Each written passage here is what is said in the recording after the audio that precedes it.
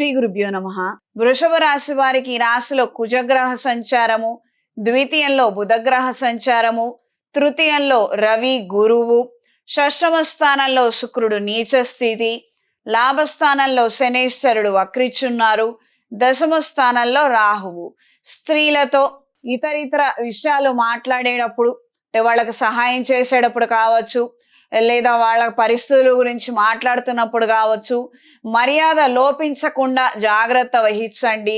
రెండవది అతి ముఖ్యమైనది, కేవలం పర్సనల్ కాన్వర్జేషన్స్ మాత్రం చెయ్యొద్దు. మూడో వ్యక్తి కూడా మీతో పాటు ఉండేటట్టు కానీ, లేదా ఫోన్ రికార్డింగ్స్ మీ దగ్గర ఉంచుకునేటట్టుగా కానీ ఆలోచన చెయ్యండి. మిమ్మల్ని కింద పడేయాలని, మీ మీద చెడు ప్రచారం చెయ్యాలని, తద్వారా వాళ్ళు లబ్ధి పొందాలన్న ఆలోచనలు ఉండేవాళ్ళు మీ చుట్టుపక్కల ఉండవచ్చు. ఈ వ్యక్తులతో జాగ్రత్తలు అవసరం. ప్రస్తుతానికి శుక్రుడు, అంటే ఈ చంద్ర లగ్నాధిపతి, చంద్ర రాష్ట్రాధిపతి అయినటువంటి శుక్రుడు బలహీనత పొందాడు కాబట్టి ఈ రకమైనటువంటి చికాకులు ఏర్పడే అవకాశం ఉంటుంది. కాబట్టి అప్రమత్తంగా ఉండండి. ఇది అందరికీ వర్తించే విషయమే. జాగ్రత్త తీసుకోవడం వల్ల వచ్చినటువంటి నష్టం ఏమీ లేదు. ఇదొక్కటి మాత్రం గ్రహించండి. దూర ప్రయాణాలు అంతంత మాత్రంగా ఉంటాయి. ఒక ప్రయాణము, ఒక ఊరు, ఒక వ్యవహారం అని అనుకోవడము, అది కాక మరింకేవో తేలటము, ఆఖరి నిమిషంలో మార్పులు రావడము, మీరు వెళ్ళవలసినటువంటి చోటుకి మీ వాళ్ళని పంపించడము, ఎవరో వెళ్ళి చేసుకురావాల్సిన పనులు మీరే స్వయంగా నిలబడి చేసుకోవడము, ఈ విధమైనటువంటి మార్పులు ఏర్పడవచ్చు. సోషల్ సర్కిల్ మరింతగా ఇంప్రూవ్ అవుతుంది. కళా సాంస్కృతిక రంగాల్లో ఉన్న వారికి కాలం అనుకూలంగా ఉంటుంది. జన ఆదరణ ఉంటుంది. వాళ్ళ అభిమానాన్ని మీరు పొందగలుగుతారు. కానీ ప్రత్యక్షంగా మాత్రం అది మీరు ఆశిస్తున్న స్థాయిలో కంటికి కనిపించకపోవచ్చు.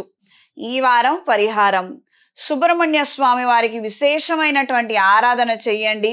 అంటే మంగళవారము, శుక్రవారము, ఆదివారము మందార తైలంతో నాగేంద్రుడికి లేదా సుబ్రహ్మణ్య స్వామి వారికి దీపారాధన చేయడము, పంచామృతాలతోటి అభిషేకం చేయడము, కాస్త పుట్టలో పాలు పోసి ఆ పుట్టమన్ను పెట్టుకోవడము.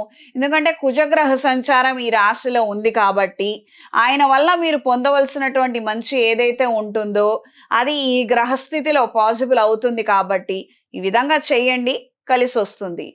ఈ రాశిలో జన్మించిన స్త్రీలకు కుటుంబ సమేతంగా కొన్ని మంచి నిర్ణయాలు, కార్యక్రమాలను చేయగలుగుతారు. అనుకూలమైనటువంటి వాతావరణం ఏర్పడుతుంది. తాత్కాలిక వ్యాపారాలు కలిసి వస్తాయి. చేస్తున్నటువంటి పనులలో సహోదర సహోదరీ వర్గము, కొలీగ్స్, అంటే ఆఫీసులో సహచర బృందము మీకు అనుకూలంగా ఉంటారు, మీకు సహకరిస్తారు.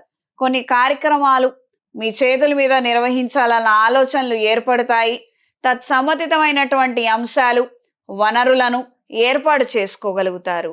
ఈ రాశిలో జన్మించిన వారికి ఈ వారం కలిసొచ్చే రంగు ఎరుపు, కలిసొచ్చే దిక్కు పడమర, కలిసొచ్చే సంఖ్య 6.